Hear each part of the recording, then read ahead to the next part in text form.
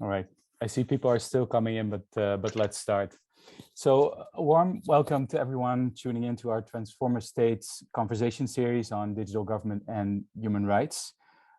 This is already the 12th conversation in our series, and we very much appreciate you joining us today, whether that's for the first time or as a regular to this series. For each conversation in this series, my colleague and I at the Digital Welfare State and Human Rights Project interview a human rights practitioner, academic, or other expert on a specific case study of digital government and its implications for human rights for about an hour. But as you will notice, we are deviating from our regular format slightly today by focusing not on one, but on two case studies from the Netherlands in this case, and by having not one, but two excellent guests. And our aim with this series, as those of you who joined us before will know, is to introduce a wider audience of human rights students, scholars, and practitioners, as well as other interested audiences, to the implications of digital government for the field of human rights. What is more, we do hope that our Transformer States conversation series inspires the formation of a community of practice, of people interested in the advent of the digital state and its consequences for human rights. And through these conversations, but also through regular blogs by students, academic, and activists working on these issues on our webpage, we hope to serve as somewhat of a hub for interesting information and exchange on these issues. Now, we will discuss two case studies from the Netherlands with our guests today, Tamila Abdul-Alieva and Tijmen Wisman. Both of the case studies deal with algorithmic governance in the Netherlands, affecting the beneficiaries of social protection programs and other areas of government. The first case study, the childcare benefit scandal, continues to send shockwaves through the Dutch political system and led to the downfall of the Dutch coalition government in early 2021. While it is a complex and multifaceted case study that we will explore in more depth with our guests, the heart of the matter is that the individual beneficiaries of a childcare benefit who were considered high risk of committing fraud were cut off from their benefits, in many cases with dramatic consequences for parents and for their children. This approach also involved an algorithmic risk model. The second case study involves the system risk indication, abbreviated as SIRI, which was anchored in legislation in 2013 after years of piloting SIRI-like systems without a specific legal basis. In essence, the SIRI legislation allowed a wide range of central and local government authorities to exchange 17 broad categories of government data for project-based algorithmic risk assessments to uncover indications of illegality and fraud in the area of social security and labor law. As we will explore today, this legislation triggered strategic human rights litigation by a coalition of civil society organizations and individuals and set an important legal precedent on digital welfare states and human rights. Both case studies are significant for our series, not merely because they deal with digitalization of government and the welfare state or their significant implications for human rights, but because they ultimately face significant resistance with political and legal ramifications. We think it is interesting to reflect on how what most people would consider a pretty well-functioning liberal democracy like the Netherlands introduces digital government and what role human rights play in such a digitalizing state. By way of disclaimer, I should add that I am from the Netherlands myself, and I realize this will affect my take on the two case studies we will be discussing today. What is more, when previously working for the UN Special Rapporteur on Extreme Poverty and Human Rights, I was involved in the preparation of an amicus brief by the Special Rapporteur submitted in the court case on the SIRI legislation. I am, I should add, therefore not a neutral interviewer on these topics today. Let me now introduce our two excellent guests for today who are well-versed in these two case studies. First, Tamila Abdul-Alieva is a senior policy advisor on technology and human rights at Amnesty International in the Netherlands. She was a lead researcher in preparing Amnesty International's report into the childcare benefit scandal, entitled Xenophobic Machines, which discusses how algorithmic systems intended to detect fraud in childcare benefit applications were profiling applicants on the basis of nationality. The report also contains a series of recommendations about algorithmic governance in the Netherlands. Victoria has shared a link to the report in the chat and I recommend it to you all. Tijmen Wisman is the chair of the platform Burgerrechten, or Civil Rights Platform in English, in the Netherlands, and assistant professor of privacy law at the Vrije Universiteit of Amsterdam.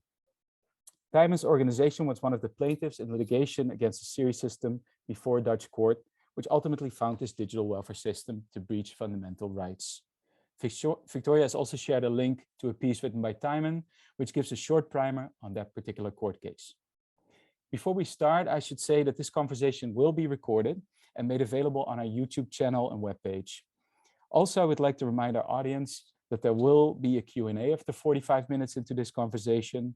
So please submit your questions that you might have to either one of our guests throughout the talk via the Q&A function at the bottom of your screen. Let me now hand it over to my amazing colleague, Victoria Elements, who is also, I should add, the driving force behind the Transformer State conversation series. Over to you, Victoria.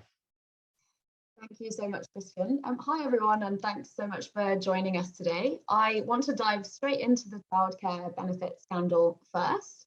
As Christian mentioned, this has been a really significant scandal where the deployment of algorithms in government led to the downfall of the Dutch government in 2021. So it's a really sort of serious case study.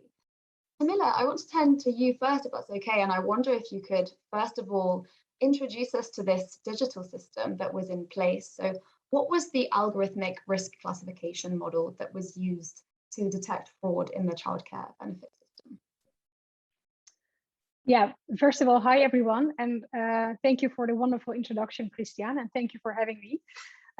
For those who are not familiar with the Dutch childcare benefit scandal, I will indeed give a brief introduction to it.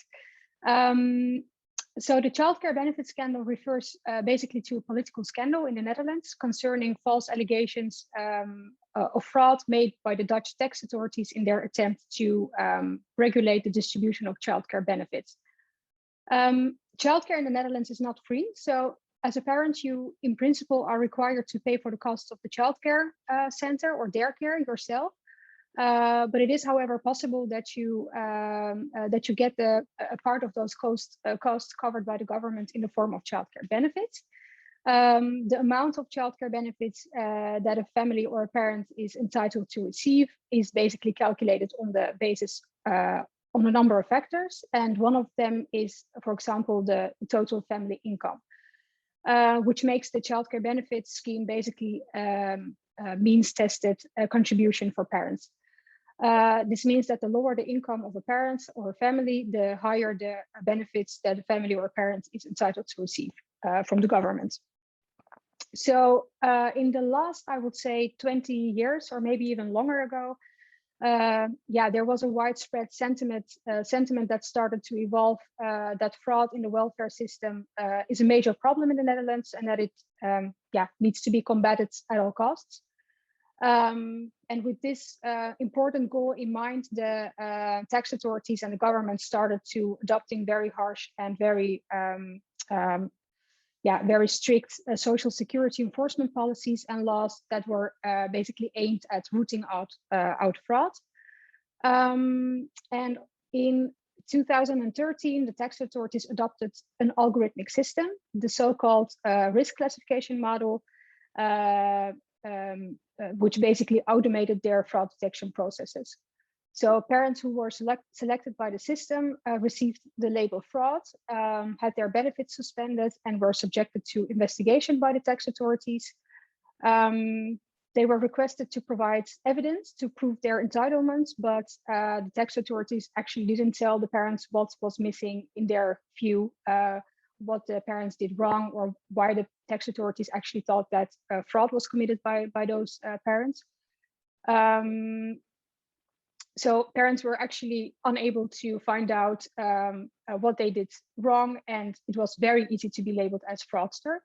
And parents actually were powerless to prove otherwise. Today's session is, of course, about runaway algorithms. So I think it's good to dive in a little deeper into the working of the system and how people actually got labeled as fraudsters. So this algorithmic model predicted the risk of someone being or committing fraud using predefined risk factors, so-called risk indicators. A risk indicator could, for example, be the distance between the house of the applicant and the daycare center where their children went to, or the applicant's annual income. But what was also used as a risk indicator was whether or not the applicant had the Dutch nationality. So if you didn't have the Dutch nationality, you received a higher risk score and you were basically more likely to be selected as a fraudster by an algorithm. So this risk indicator mattered whether or not your risk score was increased. And this practice constitutes racial profiling of people, and that has been under the radar for many, many years. What was also under the radar is that the algorithmic system that was used by the tax authorities was a self-learning system. So this basically means that an algorithmic system has the ability to independently learn from experiences over time and to make changes to the way they generate a specific outcome.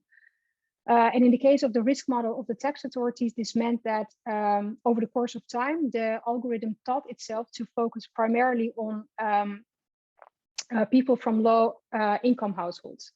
So people who are in a higher income groups were less seen as potential fraud, and people who were basically poorer, they were seen as, it was more likely that they were seen as fraudsters.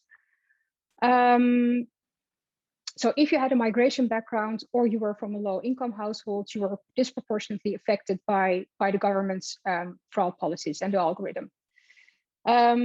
Well, there's a lot to tell about the childcare benefit scandal, obviously, and the impact that it had on many, many families. But I think I'll just stop here because this is in a nutshell how the algorithm works, and I'm sure we will dive into the details in the conversation. Thank you so much, Camilla. That's very clear.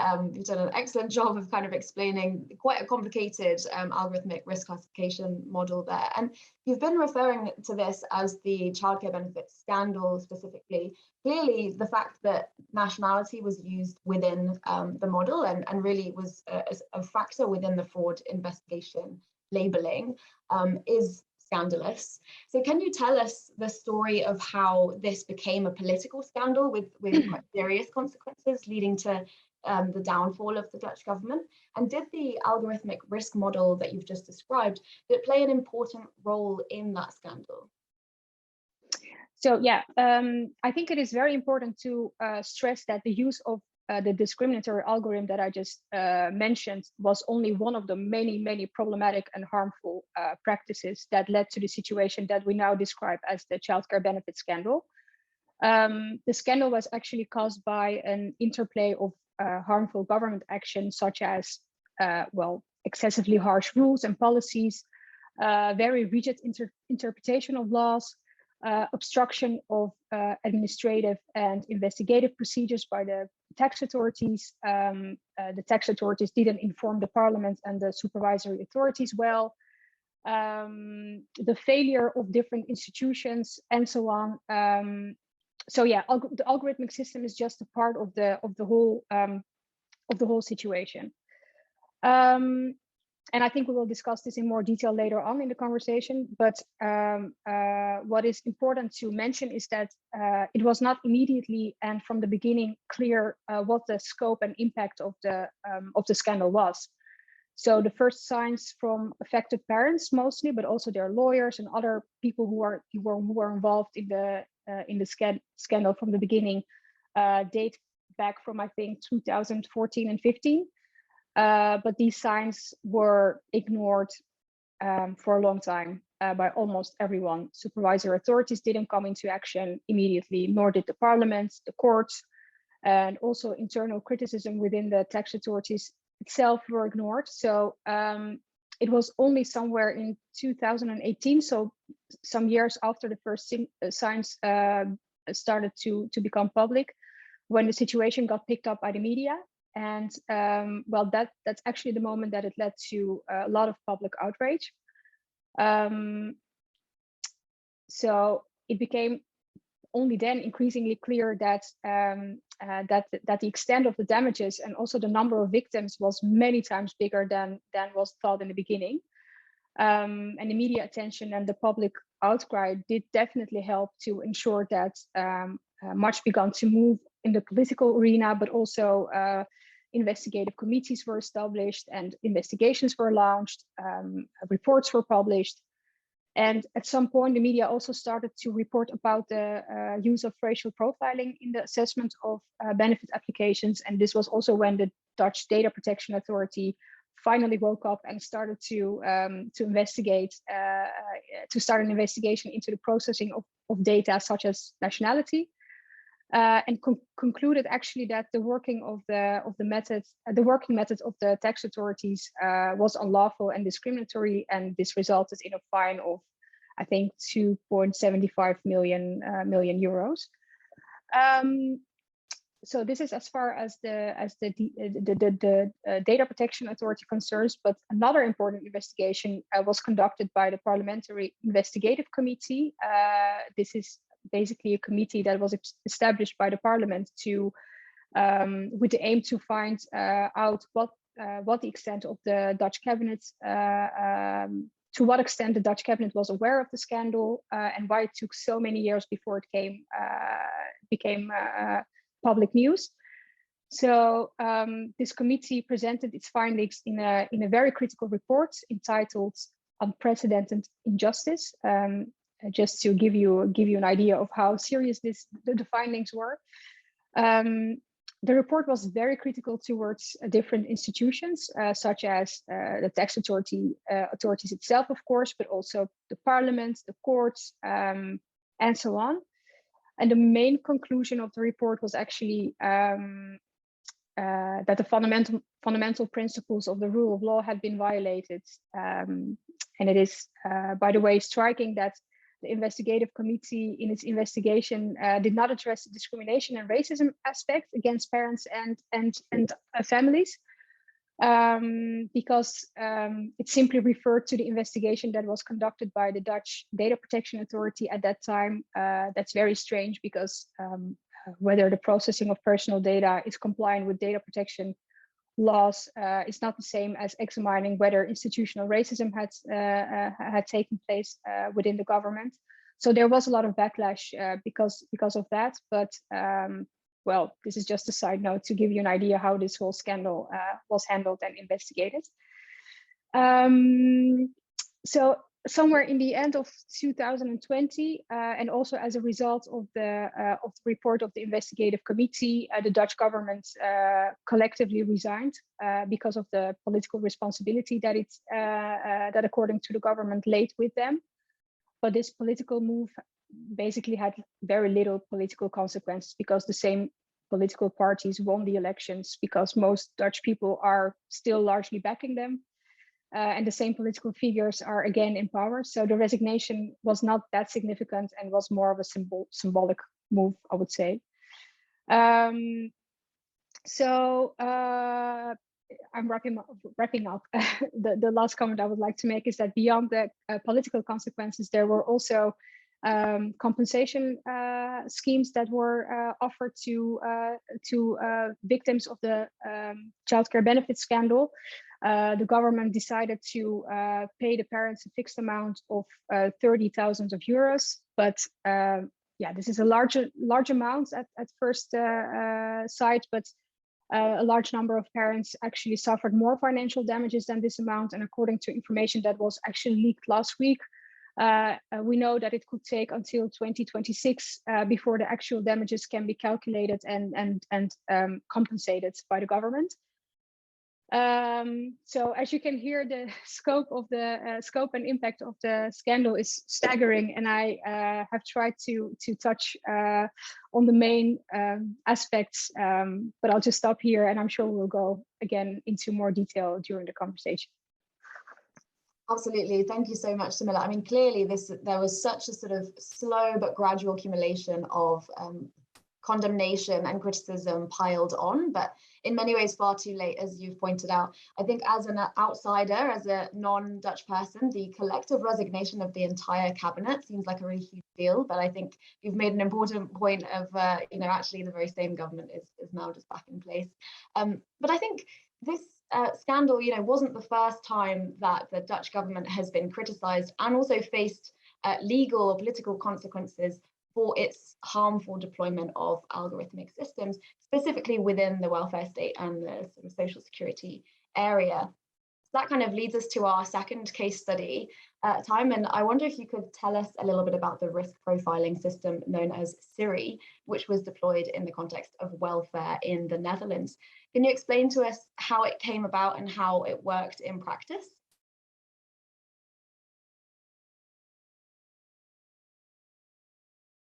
Unmute. Okay. Hello, everybody. Thanks for inviting me and having me today as a speaker. Yeah, so SIRI was adopted in legislation in 2014. It stood for System Risk Indication. And before it was adopted in legislation, it was already a practice which was taking place. I think the name under which it was taking place was Project Black Box. And this is something which is not totally unique in the Netherlands. We also have now, there's a new legislation which is coming where there are multiple partnerships of data processing and multiple data processing partnerships, which are already taking place, but are now taking place without a legal basis. So this is something which we see more often, which is, you know, from a perspective of legality and legitimacy, you know, questionable. So the law that was adopted made it possible for 7 different public authorities to start cooperations and to, Christian already said it, in the area of tax fraud and welfare fraud and the violating of labor laws. And later on, also our immigration service joined it. So of course, these areas can also be linked to each other. Could cooperate there and could bring data that they had together. For example, when they wanted to investigate in neighborhoods, they could bring their different data sets together. They would bring that to a third party, a trusted third party, which was a little bit strange because the trusted third party was actually, the name was the Stichting Inlichtingenbureau, which is in English Foundation Intelligence Agency, which was a private party. So in the USA, at least you have the Central Intelligence Agency. We had the Foundation Intelligence Agency, and which also works as an information broker for municipalities, and which also enriches data on its own initiative. So it was already quite remarkable that that was the trusted third party. And at this trusted third party, the data sets would be brought, and the trusted third party would link the data sets using a risk model. And they used only one risk model throughout the 5 different projects that they did. And that risk model was called neighborhood directed approach, which doesn't really tell us anything about what the risk model was. And throughout the process, even with the court case, the risk model stayed secret. And then if you were, okay, let me finish it. If you were, if the data was linked, then you would get risk scores, and there would be risk reports. So a citizen could become a risk report. So you can see that as an interinstitutional file in which it's explained why somebody gets a risk report. And those risk reports were shared between the different public authorities who were cooperating in the partnership. And they could also decide if that risk report, you as a data subject were not informed about the fact that there was a risk report on you, but this risk report could, if there was a cause for this, could be shared with the public prosecutor or with the police. Thank you very much, Timon. Just as a follow-up question, you mentioned that there were 5 projects. I wonder, could you tell us where exactly this system was deployed? Was it sort of nationwide across the whole of the Netherlands, or was this a bit more of a targeted system? No, so it was targeted in to 5 different neighborhoods. All the neighborhoods it was targeted to were neighborhoods who were low income problem neighborhoods.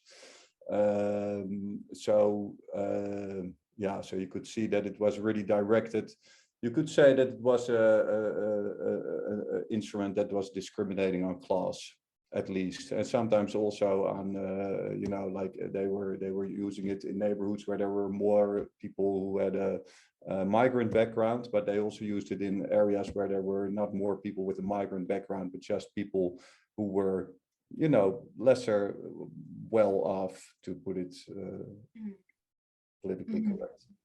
Yeah, I think that's a really important point, and certainly this this case study will be especially interesting, I think, to our international audience. I know that we're joined by people today who are from outside of the Netherlands. This system was the subject of strategic human rights litigation, as was mentioned at the beginning of the conversation, and that litigation was successful. The court's judgment that this digital welfare system breached human rights has set arguably quite an important precedent in this field. And Simon, the organization that you lead, was one of the plaintiffs in that litigation.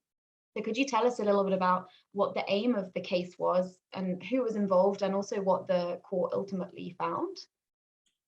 Yeah, so I'm the chairman of the Platform for Civil Rights. During one of our meetings, this system came up, and we thought that this system basically had all the troublesome elements that we were seeing for already going on for many years, especially that more and more data is being generated about people, more and more data is being collected by government, by public authorities. And then now there are means to actually basically bring all the data together so you get the concentration of informational power. So that was one of our biggest complaints about it, the huge accumulation of informational power of the state, and also the fact that this causes an immense distrust between citizens and the state, because all kinds of data that you are giving within a certain context can now later be used against you. And one very important element also there is that all the time we're talking about fraud, but actually the things that you will find with these systems, and it's the same with the childcare benefit scandal, the things that you usually will find is not necessarily fraud, but you find mistakes. So that is also an extra element which really shows the aspect of injustice which is in it. The platform worked together with different parties like Privacy First, Stichting KDVP, Public Interest Litigation Project of NJCM joined. And we work together with lawyers from Solf and Anton Ecker of Dijkwijs. And yeah, the aim was to just get the system off the table. We thought it was very important that we wouldn't get like, you know, a court case where they would say, okay, let's see how we can repair the system, because we think that this system in itself is a violation of the, amongst others, the right to private life, and that therefore a system like that should not exist within constitutional democracy. And this was also very aptly described in the Amicus Curiae of Philip Elston, where he described that basically using a system like this, you basically say, okay, you know, everybody has a right to privacy, everybody has a right to data protection, only not when you live in this area, because then for the time being of the project, your right to privacy and data protection is suspended, because we will basically we devise the system where we can lawfully go through all your things. And that is something which we find very problematic. You could even say that this is a little bit reminiscent of what you have in the United States, where you have the writs of assistance, that you had like these blanket orders from under King George, I believe, where you could, my history is not so good, but where you could just, you know, say, I have an order here of the king, so I can go into your house and just try to find anything that might actually be criminal or unlawful on your part. So that was the aim, and yeah, and we worked on that, and that's also how we actually prepared the summon and how we devised the legal arguments. We really wanted the whole thing to be finished. Yeah, and that was successful, as in that the court actually did say, okay, they declared the system unlawful.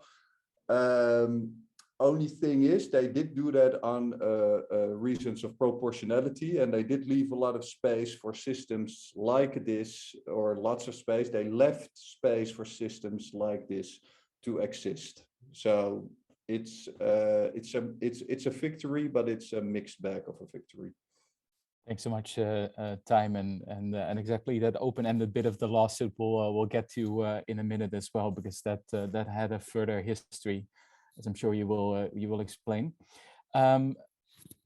Just from those brief introductions to both the SIRI and the childcare benefit fraud detection system, it seems like there are some parallels that can be drawn between the two systems. First, as the court confirmed in its judgment, the SIRI system was exclusively deployed in so-called problem neighborhoods, as Timon also indicated just now. And by the way, problem neighborhoods was a term used by the court and refers to sort of a political a term used for these neighborhoods. So these are not necessarily Timon's or mine or anyone's indications of what kind of neighborhoods these are, but this is sort of a political term of art in the Netherlands. And those problem neighborhoods are, as Timon also indicated, disproportionately inhabited by people from often poor backgrounds, migrant backgrounds. And then at the same time, the childcare benefit system also disproportionately affected the scandal, people from migrant backgrounds and people from poor groups. So both systems engage in a form of profiling and seem to touch residents from minority ethnic groups and poor backgrounds, especially more than white and middle class groups.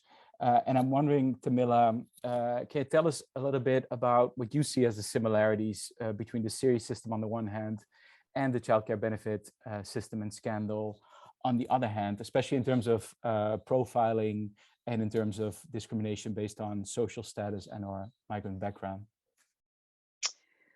Yeah, so indeed, when we compare the SIRI system and the risk model used by the tax authorities to detect fraud with childcare benefits, we indeed see similarities in terms of discrimination and stigmatization of people based on their socioeconomic status and migration backgrounds. In the case of the childcare benefit scandal, it is indeed true that if you look at the group of affected parents, you see that the majority has a migration background and is from a lower income household. And I think while the government is hunting on fraud cases, or the tax authorities is hunting on fraud cases, they clearly assume that this group of people that needs the benefits the most actually, and is basically the most dependent on government support, is just more likely to commit fraud or engage in criminal activity, merely because of their background and social status. So you really in both the SIRI case and also in the childcare benefit scandal, there are unfortunately some biases and discrimination and unfair and unequal treatment of minority groups that unfortunately happens on a large scale in the society, and that is being exacerbated when using these algorithms. If the government uses serious risk analysis in a neighborhood that are or in neighborhoods that are already deemed high risk, it is of course, well, no wonder that it will find more high risk citizens there. And the same actually goes for the childcare benefit scandal. If you zoom in on people without the Dutch nationality or people from lower income households, you will of course find more fraud cases there as well. So whole neighborhoods and groups of people are deemed suspect and are basically made subject to special scrutiny because of the existing discriminatory assumptions and biases that exist in the society and amongst the government agencies. And with Amnesty International, we see this happening not only in the social security domain, but also in, for example, policing. The police and other enforcement agencies are increasingly experimenting with predictive policing projects. For those who are not familiar with this, predictive policing involves the use of algorithms with the use of large amounts of data in order to predict and prevent potential future crimes. And actually in the Netherlands is one of the countries at the forefront of predictive policing in practice. But however, with regard to this project, we see that the algorithmic systems are discriminatory by design. Just to give an example to clarify this. 2 years ago, Amnesty International has conducted an investigation into one specific predictive policing project called Sensing in the city of Roermond in the south of the Netherlands.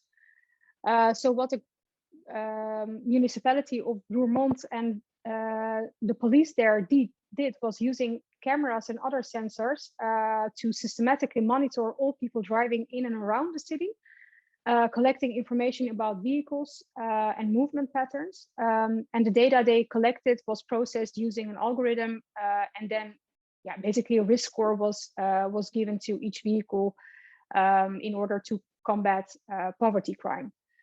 And our investigation actually showed that police and the municipality profiled and discriminated against people from Eastern Europe, as one of the indicators used in the risk model was whether people in a vehicle are from Eastern Europe.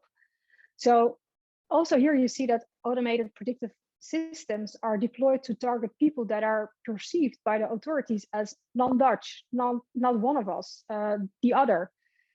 And you also see that people from low income groups who obviously are more reliant on public funds are often seen as criminals or fraudsters. So poverty is actually being criminalized, and increasing use of algorithms exacerbates these stereotypes and generalizations. So we think that is really a human rights problem that is stemming from biases, from institutional racism, and from sustained and prolonged inequality in the society that is actually translated into automated systems. And actually, in the recent weeks, there have been new revelations by media outlets. One of them is that the tax authorities also selected people as high risk on the basis of their donations to a mosque, or on the basis of their non-Western appearance or name. Another publication concerned the Dutch Immigration and Naturalization Service. They basically used a risk model to prevent fraud with knowledge migrants, but that risk model was based on prejudice that non-Western employers are actually more likely to commit fraud. So non-Western background was one of the risk factors used in the model. So there are many examples beyond the childcare benefits scandal and also the SIRI case that show that the government deliberately racially profiles people because of discriminatory biases and assumptions against certain minority groups. So yeah, there are many similarities, and that's really problematic. Thanks so much, Stabila. And there's clearly a pattern there. And thanks also for sort of taking us beyond that welfare context and showing that this is not just contained in that area of government. And that brings me to a question for you, Timon, because I think, as Stabila's examples also show, that a parallel between these cases and other cases, for instance, in predictive policing, seems to be in the objectives of these algorithmic systems, as they're often concerned with eliminating fraud, saving costs in the welfare state, in the context of, and broader context of longer term austerity measures and budget cuts to authorities administering and policing these systems. And Timon, I'm wondering what your view is on the drivers behind the SIRI system in particular, but also how that relates to the drivers behind the childcare benefit scandal and some of the other cases that Tamila just referenced.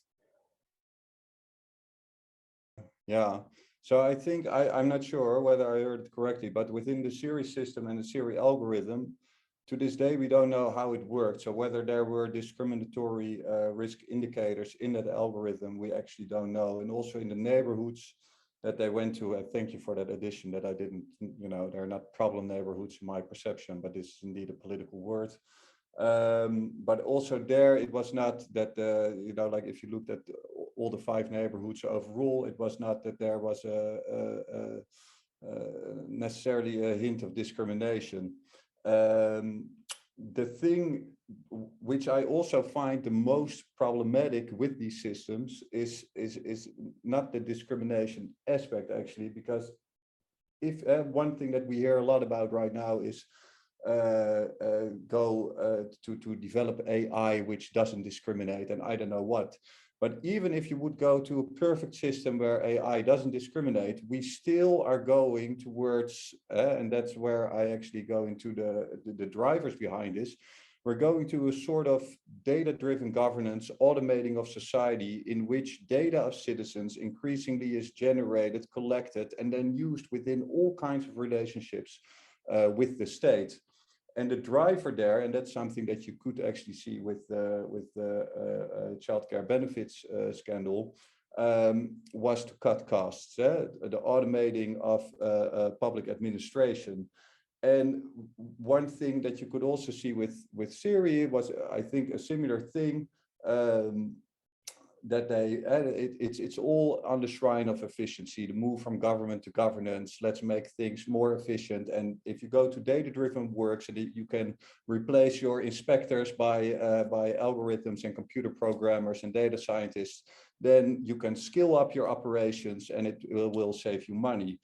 And the thing which is, I think, is very problematic in that respect, and one thing which is shown by the childcare benefit scandal, is that actually it doesn't really work. You know, that is also, I see some questions in the Q&A which are directed, I think, to Tamila, so I will not respond to them, but a lot of those questions are about the algorithm, but how can we make the algorithm work better? The problem with the childcare benefit scandal also was, we have legislation, and this also goes for SIRI. We have all types of legislation in the Netherlands, which is very strict and which disproportionately affects people who come out as the losers in the shift to the information society, who are not benefiting from all the increase in productivity, who are not digitally literate, and who are basically on the short end of the stick. And those people are being affected by this new data-driven governance, and the legislation can be so strict in combination with the practice and how public authorities interpret and execute the law, that they end up receiving, what happened with the childcare benefits scandal, that they have to pay back 90,000 euro because they made a 100 euro mistake in declaring their childcare benefits. And as long as there is injustice like that in a society, you are by far not ready to automate anything if it would work. Yeah, I don't know whether that fully answers your question, but when it comes to drivers, and I think you also know this, Christian, if you look at all the countries around the world, you have to ask questions, who are being affected by these systems and why are they affected? And then there are the objectives, but those are the claimed objectives. Is that really what the system does? Are we really making sure that fraud doesn't exist in the Netherlands? Because if you look at the money which goes into welfare fraud, and you see that on a diagram, it doesn't even show on the diagram. That's how small it is.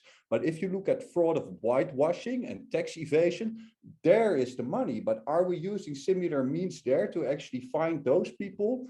We aren't. So the question is really, on a political level, what the hell are we doing? That's a very important question, Timon. And I think, you know, it's a question that was being asked by a lot of the accountability mechanisms that we've talked about, which finally sprung to action after many years of these systems being in place. I think a key parallel between these two case studies is really that all of these systems, the court, the data protection authority, loads of sort of institutional mechanisms were so late to the game, and they were sort of asleep in effectively investigating and then kind of having findings about these systems in pushing towards accountability. And Tamila, you already spoke earlier a little bit about the accountability mechanisms that were failing effectively in the childcare benefits scandal. And I want to kind of think about that theme of accountability, but a key challenge that comes into accountability is the question of transparency. So when we're looking at digital government systems, very often no one really knows what's happening in this digitalization of government. And so being able to understand even the very basic question of what systems are in place and how they work is an uphill battle. So even, Tamila, in your explanation of, you know, this is what the algorithmic risk classification model was, and Timon as well, you've talked us through the data sharing arrangements, finding out that information can often be extremely challenging in this kind of area. So Tamila, can you tell us about what your experience was like in researching the childcare benefit case study from the vantage point of a large human rights organization like Amnesty International? What kinds of transparency issues did you face in that work? Yeah, that's a good question. And Well, it is indeed actually a very well-known fact that everyone who has been involved in the investigation of the tax authorities' risk model has faced a lot of difficulties in receiving information and getting information about the model and its working. For instance, the Data Protection Authority acknowledged how hard it was to uncover the details of the model. And just imagine, this is a supervisory body with legal research powers that go beyond the freedom of information requests that are actually one of the few, if not only, resources that journalists and civil society organizations such as Amnesty have at their disposal. So it is one of the biggest problems when you try to investigate such systems. I must say that when we decided to research the tax authorities' risk model and publish a report, we actually relied on the publicly available information because based on that information, actually we could already conclude that international human rights were violated and that racial profiling was included in the system. As an NGO, we of course have to think about our resources and the way we can spend our time. So we decided to do that, but we do have lots of experience with other algorithmic systems that we have tried to research that were actually deployed by the government, and we have faced the same issues concerning the lack of transparency as were described by the tax authorities and by other actors that were involved. So basic information that is needed to be able to answer the question whether the deployment of an algorithmic system violates human rights standards is often not available. Governmental bodies are very secretive about the fact that they deploy such systems, let alone how the system work, which indicators they use to estimate the risk score, and so on. And usually the working of an algorithmic system often becomes visible to the public after their harms have been materialized, actually. But we also want to investigate the system before the harm is done.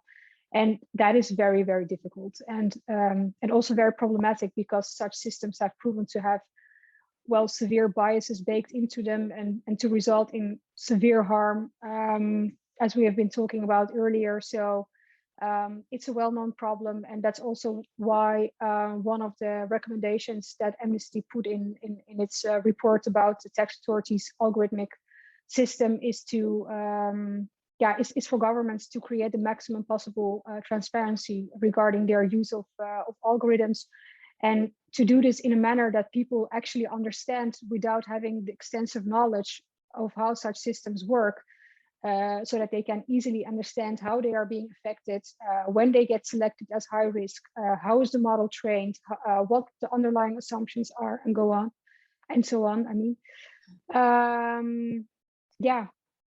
but it's a well-known problem. Yeah. Absolutely, and it's sort of intractable in many ways as well. Timon, can I put that same question to you very briefly? How did transparency play out within the SIRI litigation in terms of affecting court capacity?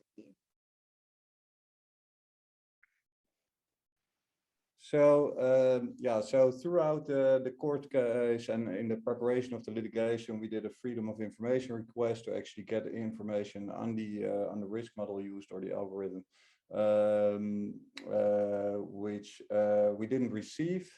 There was at some point a request from the municipality of Rotterdam to actually receive a presentation on the SIRI projects. Then some representatives apparently of central government came to give the presentation, and before they gave the presentation, they asked the representatives of the municipality, so of the council, to sign a NDA, non-disclosure agreement. And some parties refused to do this, and then they actually the representatives from central government who would give the presentation on SIRI actually left without giving the presentation. So until the very day of the judgment, it was not clear what they were doing. That was also funny how that, like, the day in court was quite funny like that. first of all, because every time the judge said anything about SIRI, someone's iPad made the SIRI sound. And the other thing was that during the judgment, the courts had a build-up where for 5, maybe 10 minutes they said, okay, the state is claiming this, this, and this. It's claiming this, this, and this. And then at some point, it felt a little bit like the court was going with the government on that. But then the judge said, however, because the risk model is secret, it is impossible for us to assert whether all these claims of the government are correct. And then they actually started to decide on the more substantive issues that we brought to court, and the system was struck through. And then also discrimination played a part, not a big part, but it played a part in the end of the legal reasoning, because they said, because it is actually unknown how the risk model works, we can also not assert whether discrimination took place or not. So it was the lack of transparency was linked with discrimination. Thanks very much. And just staying on the question of the court and its findings, we've seen that the court has found that SIRI breached fundamental rights. We've also seen that the entire cabinet stepped down following the childcare benefits scandal. So these two kind of big consequences from the 2 case studies we've been studying seem from the outside like real wins in the Dutch context, but the reality, of course, is that that's really not the end of the road. That's not the end of problematic and harmful algorithmic governments in the Netherlands. So, Timon, you've been advocating against a new law, the Data Processing Through Partnerships Act, or Super SIRI, as it's been nicknamed. Just as we come to the end of our conversation and move on to the Q&A soon, can you just tell us what the kind of current state of affairs is and what this law is trying to do? What does it tell us about previous accountability efforts? Yeah, so this is an interesting thing. The positive results from SIRI was that actually we know from different municipalities that they became a lot more critical about how they are employing risk scoring systems and even stopping them. However, when we started the court case, at some point there was a concept law proposal. I will call it Super SIRI. And in this law proposal, it will be made possible for a minister to adopt an order of council, which is just, like a little, like a material law. And in this order, they can adopt new data processing partnerships. And these can be public and private. So any party that they name can be adopted in it. So this can be insurance companies, banks, accountancy firms, anything you actually can think of, but together with public prosecutor, police, tax service, but even intelligence agencies, like is already happening or happened under one of these already existing data processing partnerships. And yeah, basically that law goes much further than SIRI. And we thought after the SIRI case that because the government didn't appeal the judgment, so we thought, okay, they will probably put this law they will put it in the dustbin or at least the refrigerator. But then a day after the appeals term ended, they actually said, oh, here is our proposal for Super SIRI. And one thing that was very cynical there was that actually with the SIRI case, we got within the judgment, the court said something about this risk register, that if you are adopted in a risk register, that means that affects your position. It might not have a legal effect, but it will significantly affect you, similarly significantly affect you. Much reminding of those of you who know about the GDPR, the wording that is used in Article 22 of the GDPR, which is the article which protects you against automated decision making. And then in the original concept that was published before the SIRI court case, there was a risk register in Super SIRI. And then in the new proposal of law, they actually got rid of the risk register because that would afford citizens some form of legal protection. So that really tells you a little bit about the cynicism and the opportunism of Dutch lawmaking processes. It's indeed hard not to be cynical when you hear that particular part of the story time, and it's absolutely true. I have one more question for Tamila before we go to the Q&A, and it's about the report Xenophobic Machine that Amnesty International in the Netherlands released about the childcare benefit scandal.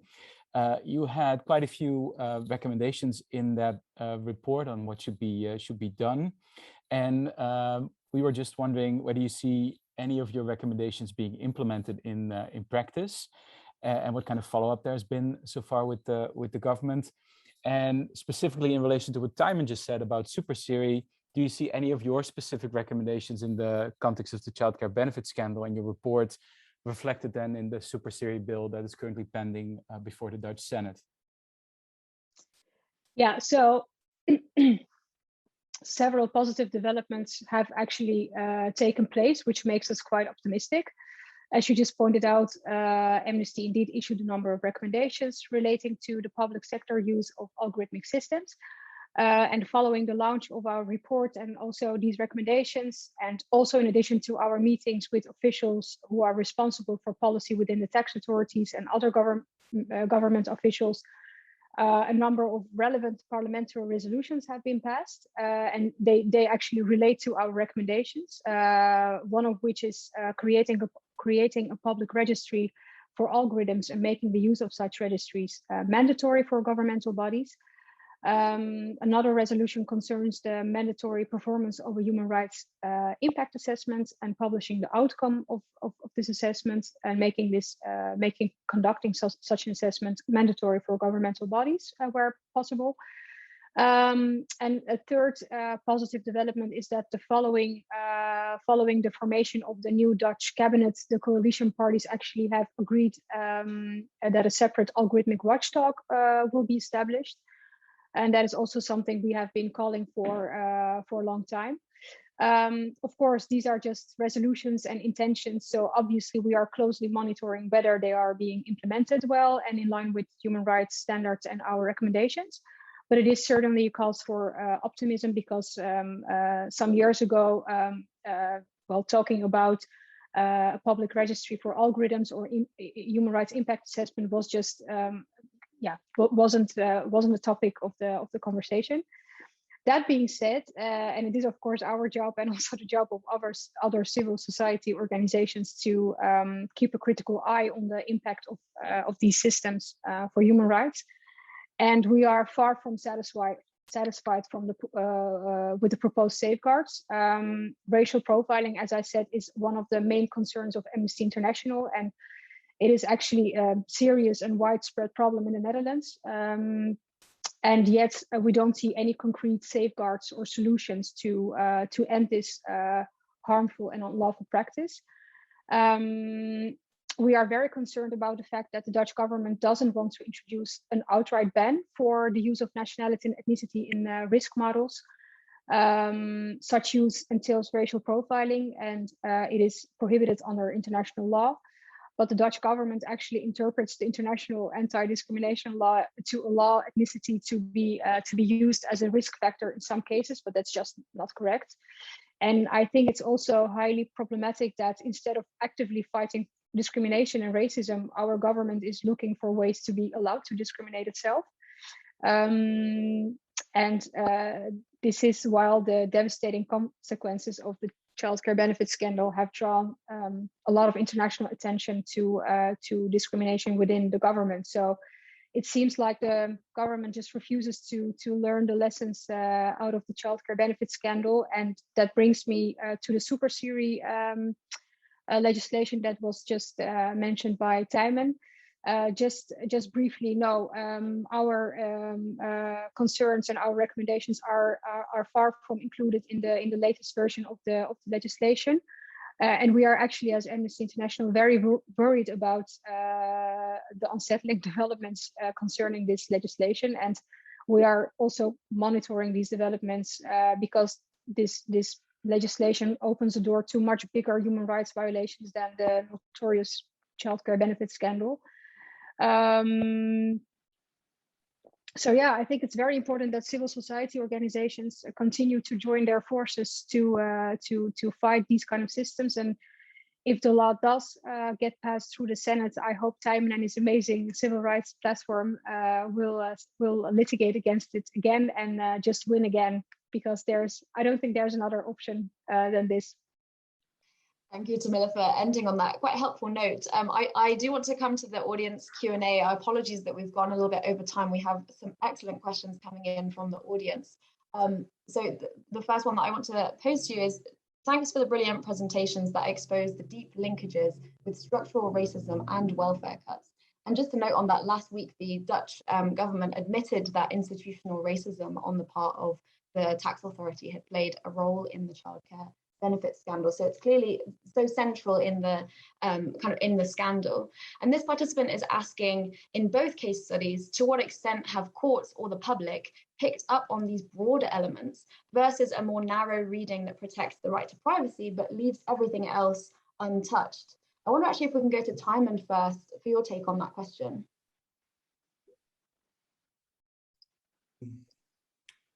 I think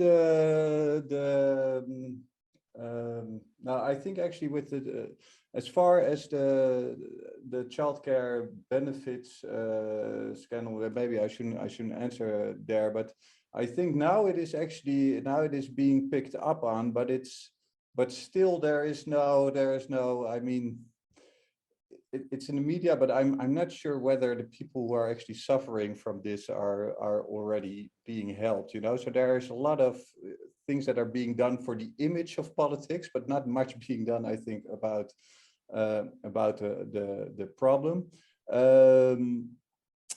The problem that these systems really disproportionately affect people from migrant backgrounds or people from low income backgrounds or no income backgrounds, that is something which, no, I wouldn't say that really receives very broad attention in the media, but there has been a shift recently. Maybe Tamila can follow that also more intensive, but there is now things are happening in the Netherlands. So I think that the minister actually now has declared that there was, I think, institutional racism at the tax service. But also there, yeah, I saw that you also read this article of a columnist at Volkskrant. It's a little bit like, yeah, you know, like I mean, if you watch the youth news, you know, Jeugdjournaal in the Netherlands, then you could understand that there is racism. And maybe it's a very big step for the Netherlands and for a minister to actually step forward and say that. But I mean, the fact that we had to wait so long, I think that is actually, that is the more surprising element to me than the fact that we are now talking about this.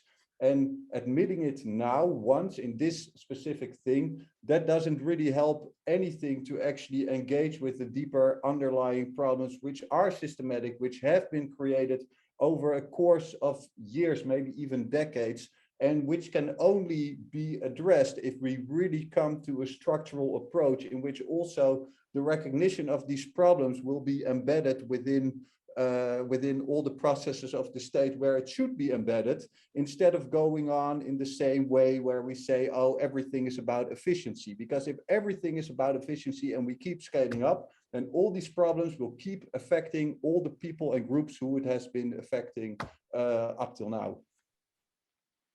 Thank you. And Tamila, I'd love for you to come in on that as well. I'm going to combine that with another question as well to you, if that's okay. Another person is asking that I remain surprised that the Netherlands Institute for Human Rights appear to be absent throughout this scandal. Is there any insight you can provide in regard to this? So that's the Netherlands Institute for Human Rights, the kind of watchdog. I wonder if you could kind of connect that as well to this question of how this is being talked about and who's talking about it in what ways. Yeah. So first of all, to start with the acknowledgement of the government that institutional racism did take place within the tax authorities, I have mixed feelings about that, because on the one hand, it is actually very positive that the government acknowledges something like that, because not so long ago, our Prime Minister said in the context of Black Lives Matter protests that he doesn't like the word institutional racism, and he thinks that it's just sociological jargon. So the fact that the government now finally acknowledges that institutional racism did play a role is quite big news. But also, indeed, as was described by this columnist that you, Tijmen, just referred to, if you read the letter that the government sent in which they acknowledge this institutional racism, or if you watch the interviews given by the State of Secretary, you can clearly see that the words they are choosing, they choose them very carefully and very tactically to just avoid any liability claims from affected parents. So what does it then mean to admit that institutional racism took place? And secondly, what is very disturbing to me personally is that the government keeps stressing that the tax authorities did not racially profile people or discriminated against people on purpose. It was all unintentional and unforeseeable. And this is actually quite baffling, because we know that the tax authorities deliberately choose to profile people on the basis of certain personal attributes and to ethnically profile them. So saying that it was all a mistake and nobody really had the intention for this to happen is just nonsense, I think. And another thing that bothers me is what I actually mentioned earlier, that saying these things, like saying institutional racism took place, but not implementing any single safeguard in order to prevent such institutional racism from happening in the future. Just I don't really understand how this can happen. Then the question regarding the absence of the Human Rights Institute, it's a very good question. It is also something that we have mentioned in our report, that not only the institution for human rights has been asleep for many years, actually, but also the Data Protection Authority only came into action many years after the first signs of the scandal became public. But in the event of the Human Rights Institute, they even if they did come out with a report or with critique or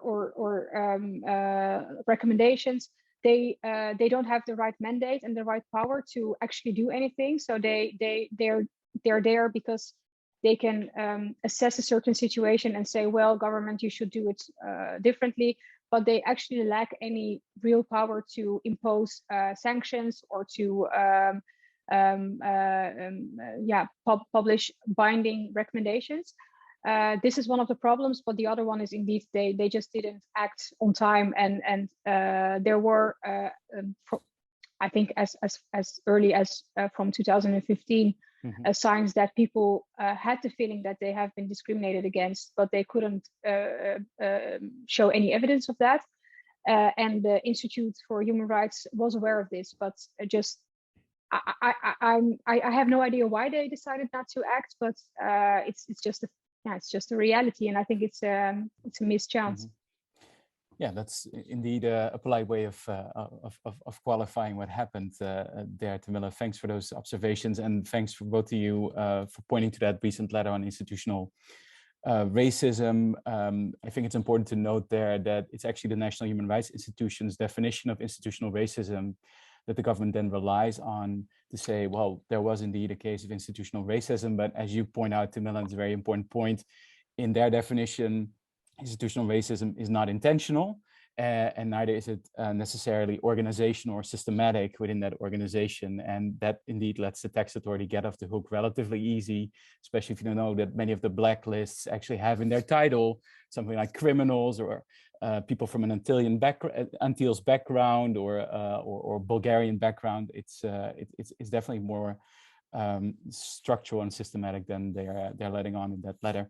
We're wrapping up almost, but I just wanted to channel two more questions that we've received in the Q&A. So first of all, from one audience member, and it's in the chat, so I have to scroll up. Are these applications completely automated? And I think this refers to both case studies, or do they require human oversight? And if they're supervised, I'm guessing that they are compliant under this aspect. So that's actually a question for both of you. And I'll also ask one more question by Sam Smith, who says, a lot of this sounds familiar to the UK, and I'm sure our authorities have already looked at the Dutch discrimination as a source of ideas. But the biggest difference sounds like any accountability at all. He asked, was that just about your parliamentary report, or is there anything else to say about why that happened, specifically in the child benefit case I think he's referring to? So Timon, I want to give you a chance briefly, hopefully, because we're already over time, to answer those two questions, or especially the first one, and then Tamila to wrap us up by trying to answer both those questions. Yeah, so the first question again was about... Sorry, let me repeat it one more time. It's basically about whether there was human oversight in the SIRI algorithmic risk model, or there was supervision. Yeah, so it was not fully, it wasn't a fully automated process. Super short. Thanks. Yeah, since it's that short, you're allowed to say one more thing then. Very small addition to my answer, just on the other thing and about changes. The thing that really I think is most worrying is that the biggest political party, that was where the minister president says things like, yeah, I think institutional racism sounds like it's a sociological term or something like that. While he has actually been found guilty of discrimination when he was the Secretary of State. And I want to add to that, I mean, discrimination is something which can exist and can continue under all these opaque processes. The data-driven processes that we're going into allow for a vacuum of oversight to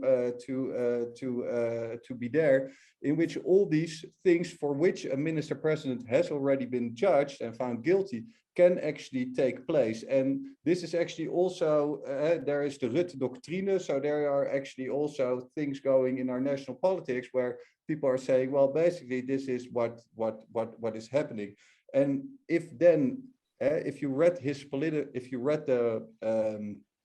the party program of this political party, then for the new elections, where they again became the biggest, they said, people who are suspected of fraud should not enjoy protection from European privacy laws. And as long as things like that are actually within a party program and you're still being elected as, and that doesn't cause a media riot or nobody, like I talk to politicians who haven't heard about this, while these are the politicians who are most highly involved in the childcare benefits affair. As long as things like this just happen without any notice, there is no hope, if you ask me. Okay, that's a very good point. No, that's a very valid point, thanks. And thanks for referring to that case in which Rutte was convicted in 2003. He walked away from that lawsuit saying, "I would do it again." So there you go, in terms of sort of root causes to these problems. Tamila, I want to give change the law. He said we should change the law, while he violated the first Article 1 of the Dutch Constitution. Yeah. Well, a country gets politicians it deserves, they say, right? Well, that's a nice bridge to the last question by Sam Smith, in terms of what actually made the change then in the child benefit case, in your view, Tamila. Was it just the parliamentary report, or is it really more complicated? Was it a sort of combination of factors? I would say definitely a combination of factors, because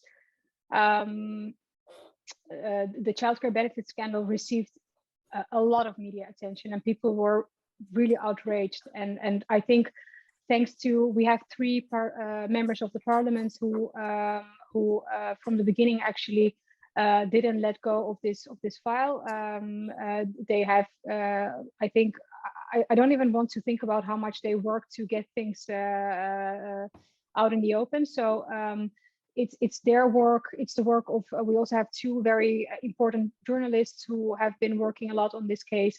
in combination with indeed the parliamentary committee investigation, the report. So yeah, it's actually a short answer, a combination of everything that made the change. Thanks so much. And thanks to you both for being our guests today and trying to sort of get so much information about two very complex case studies into 1 hour and 15 minutes. I think it's so impressive. We only went over 15 minutes, although I apologize to our audience for going over time. So thank you for joining us, and thank you to the audience for your great questions and for your time. I just wanted to repeat that this conversation has been recorded and that we will soon make it available on our YouTube page together with a blog that summarizes this conversation, and we'll also have specific links to resources that Amnesty International, Times organizations, and others have written on these two case studies. We look forward again to seeing you again after the summer, when we will continue our series with new guests and case studies from around the world, hopefully just as interesting as today's conversation. Thank you very much.